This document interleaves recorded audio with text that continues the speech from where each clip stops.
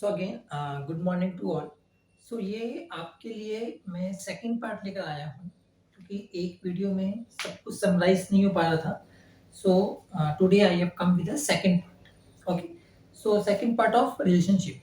ठीक है, इनफैक्ट मेरे पास रिक्वेस्ट क्या आई है, थोड़ा सा स्पेशल है कि आप इसको कैरियर से रिलेट करें, है ना। एक रिलेशनशिप और कैरियर को साथ में कैसे लेके चल सकते हैं, दोनों का क्या रिलेशन है, दोनों एक दूसरे को कैसे इम्पैक्ट करते हैं, इन सब बारे में बात कर रहे हैं। ठीक है, सबसे पहले कैरियर। कैरियर एक ऐसा प्रोसेस है, एक ऐसा है मतलब कि ये लाइफ टाइम चलेगा।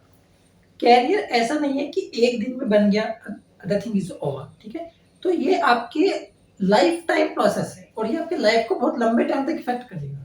तो सबसे जरूरी लाइफ में अगर कुछ है तो वो है करियर। अगर करियर ही नहीं रहेगा तो कुछ भी नहीं रहेगा। मैं ये नहीं कह रहा कि रिलेशनशिप इम्पोर्टेंट नहीं है, इक्वली इम्पोर्टेंट है, लेकिन career always has a highest priority. ठीक है, सो एक ही लाइन में मैं कोई इफ एंड बट नहीं लगाऊंगा। अगर आपको ये लगता है कि आपके रिलेशनशिप की वजह से but you should be sure आपका करियर इफेक्ट हो रहा है। ठीक है, बिना सोचे समझे इमीडिएटली बाहर। ठीक है, क्योंकि अगर कैरियर नहीं रहा तो कुछ टाइम बाद रिलेशन भी नहीं रहेगा। ठीक है, so career always have a highest priority. ठीक है, तो इसको आप याद रखें हमेशा, career has a highest priority. ठीक है, लेकिन ऐसा हमेशा होता नहीं है।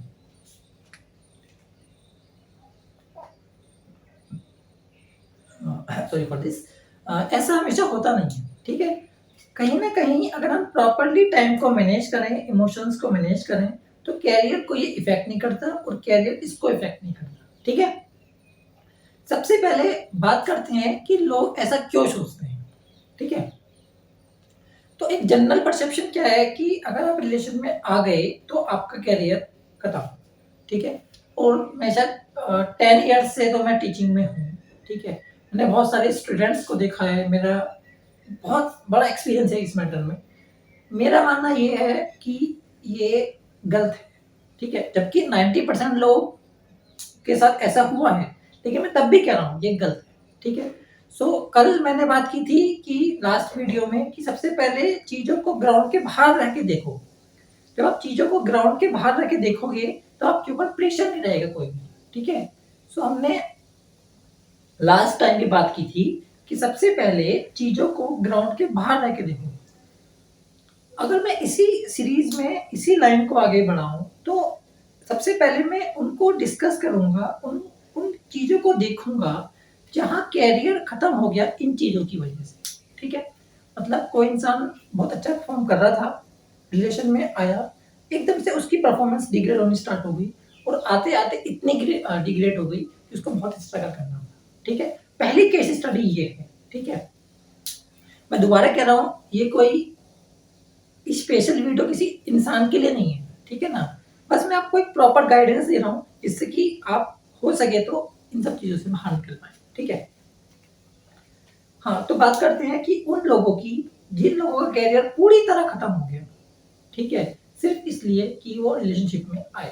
ठीक है, तो सबसे बड़ी बात क्या है, मैंने कल भी कहा था कि टाइम और इमोशंस का प्रॉपर मैनेजमेंट। उन लोगों के साथ क्या था कि जब वो रिलेशन में आए उन्होंने अपनी स्टडीज को इम्पोर्टेंस देनी बिल्कुल जीरो कर दी और वो एक ऐसे जोन में चले गए जो कि वर्चुअल था, इट इज नॉट रियल।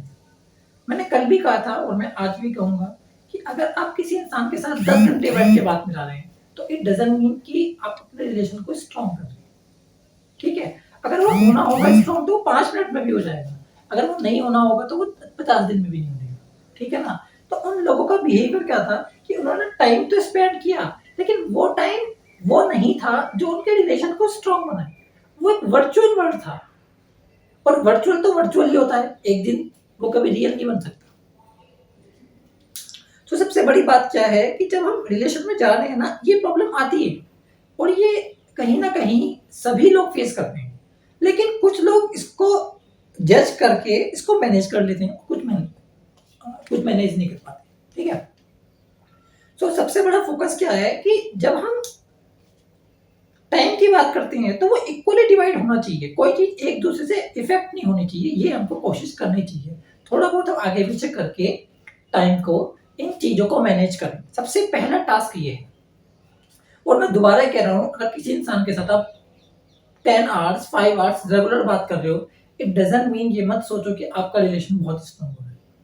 ठीक है, ये एक वर्चुअल वर्ड है, इसका कभी कोई रिजल्ट ना आया है और ना कभी आएगा। ठीक है, इनिशियल स्टेज में उस इंसान से बातें करना, उसके साथ टाइम स्पेंड करना, जिसे हम लाइक करती हैं प्रॉब्ली, ये बहुत अच्छा लगता है, ये एक ह्यूमन नेचर है।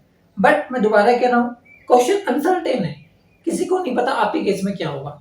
हजारों वीडियोस यूट्यूब पे पड़ी हुई हैं, आपके आसपास बहुत सारे एक्सपीरियंस हैं, तो होगा क्या ये किसी को नहीं पता। बट मैं आपको एक ओवरव्यू दे रहा हूँ कि इन जनरल हो क्या रहा है सोसाइटी में।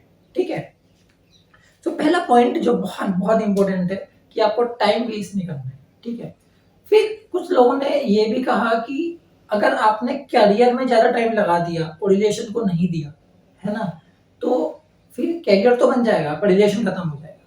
ठीक है ना, देखो ऐसा नहीं है कि कोई इंसान पूरे दिन पढ़ता ही रहता है, ये तो आप लोग भी मानेंगे, ऐसा तो होता नहीं है। इनफैक्ट पढ़ाई का ना नंबर ऑफ आवर्स से रिलेशन बहुत कम है। हम कितने घंटे पढ़ रहे हैं ये बहुत ज्यादा इंपॉर्टेंट नहीं है, हम कितना इफेक्टिवली पढ़ रहे हैं ये बहुत इंपॉर्टेंट है। आप मेरी बात पे फोकस करें, मतलब ऐसा नहीं है कि मैं किताब लेके बैठा हूँ और कुछ नहीं हो रहा, तो वो चीज गलत है। ठीक है ना, तो मेरे अकॉर्डिंग ऐसा नहीं है। सबसे पहले आप कैरियर को प्रायोरिटी पे रखें और अपनी स्टडीज को प्रॉपर मैनेज करें। ठीक है, अब आते हैं रिलेशन के ऊपर। तो अब है क्या कि मेरे अकॉर्डिंग तो half an hour is more than sufficient. अगर आप किसी इंसान के साथ रिलेशन में हैं और आप आधा घंटा रोज बात कर रहे हैं, उस आधे घंटे में आपने पूरे दिन की समरी उस इंसान की सुन भी ली, अपनी सुना भी दी, उसकी प्रॉब्लम भी सुन ली और अपनी प्रॉब्लम सुना भी दी, it is more than sufficient. अगर ये एक कंटिन्यूअस प्रोसेस है, डेफिनेटली इसका रिजल्ट बहुत ब्राइट आने वाला है। ठीक है, इससे आपकी स्टडीज ना सिर्फ बढ़ेगी, एक्सपोनेंशियली बढ़ेगी।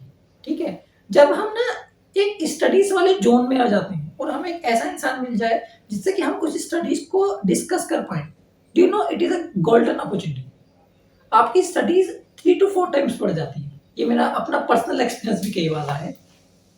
इनफैक्ट रिलेशनशिप में ही नहीं, जब हम कभी स्टडीज करते हैं और हमें कोई ऐसा इंसान या ग्रुप भी कह लो, कोई ग्रुप मिल जाता है जहां हम स्टडीज को डिस्कस करते हैं, तो हो क्या रहा है कि स्टडीज तो ग्रो कर ही रहा है, साथ में वो रिलेशन भी ग्रो कर रहा है। ठीक है ना, जो मैं बात कर रहा था प्रॉपर्ली कि हाफ एन आवर अगर आपने लगा दिया तो उससे क्या होगा कि आपका जो रिलेशन है वो भी स्ट्रांग हो रहा है और जो आपका कैरियर है वो भी स्ट्रांग हो रहा है। लेकिन अगर आप वर्चुअल वर्ल्ड में चले गए कि आप 8 घंटे 10 घंटे बात कर रहे हो, उन बातों का कोई मीनिंग भी नहीं है। ठीक है, probably you are quite enough like mature कि आपको पता लग जाए कि वो क्या बात है। ठीक है ना, उन बातों का कोई मीनिंग नहीं है और ना उनका रिलेशन स्ट्रांग होता और ना उनसे आज तक रिजल्ट आया और ना कभी आएगा। ठीक है ना, देखो मैं एक बार फिर रिपीट कर दूं, रिलेशनशिप वो नहीं है जो दुनिया समझ रही है या मेजोरिटी समझ रही है। ठीक है, हम कर क्या रहे हैं, हम ये डिसाइड कर रहे हैं कि क्या ये इंसान एक लंबे समय तक हमारे साथ रह सकता है, और उसको जज करने के लिए हमें बहुत जल्दीबाजी करने की जरूरत नहीं है। हमको प्रॉपर टाइम लेना है, जो मैंने कल बताया था आपको। अगर टाइम और इमोशंस का प्रॉपर बैलेंस आप करेंगे, डेफिनेटली रिजल्ट ब्राइट आएंगे और आपके कैरियर पे मतलब बैड इफेक्ट तो बहुत दूर की बात है, एक्सपोनेंशियल ग्रोथ आपको मिलेगी।